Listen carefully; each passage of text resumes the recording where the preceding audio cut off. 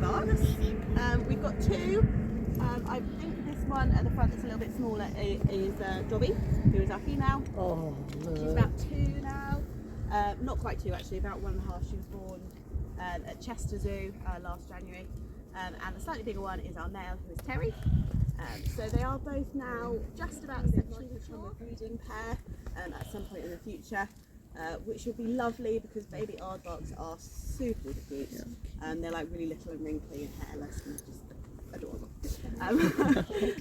These are the first aardvarks we've had at Whipsnade Zoo, so this enclosure was specifically built for them.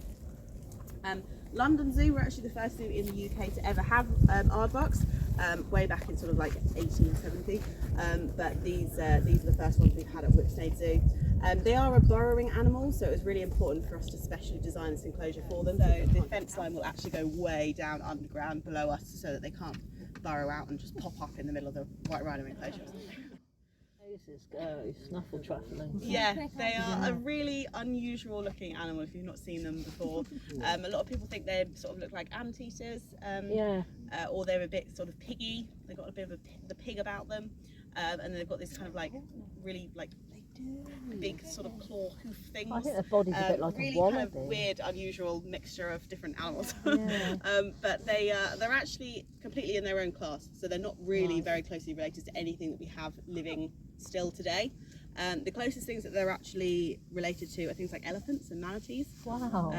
Yeah, so the reason that they look similar to anteaters is because of something called convergent evolution, which basically means where animals have evolved to have similar characteristics, even though they're not related, because they are facing kind of similar niches. So in the case of anteaters and aardvarks, their main food source is termites for both of them. So that's why they both have this like really elongated nose and a big tongue for eating those termites. But they are not as kind of porcupines and echidnas, both got those big sharp quills. And the reason why we have fingerprints and koalas also have fingerprints. So we're obviously not related to koalas at all. They're a type of marsupial, so we branched off from marsupials many years ago. But koalas have fingerprints basically for holding onto branches. We evolved fingertips for holding onto tools and things like that. So yeah, really cool, just like a little bit of evolution there.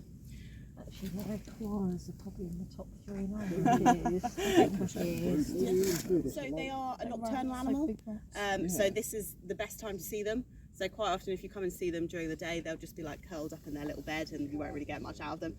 So it's really kind of like a highlight of the Lookout Lodge experience, I always think, to get to see them active and about. So what we've fed them here are kind of mealworms, which are quite similar to termites, which they would eat out in the wild. During the day, they pretty much just sleep in their burrows, and then at night they will travel vast distances to find all these termites. They can easily eat sort of thousands of termites in one night, in one sitting. They've got these really long sticky tongues, so their tongues are about 30 centimeters long. Wow. And they're covered in this like sticky saliva. So literally one swipe and they will have loads of termites. They've also got those really kind of claw-like hoofy toes, which are really strong, so they can quite easily break into termite mounds. And they've got really thick skin as well, which will help protect them from termite bites. And they can actually close their nostrils as well.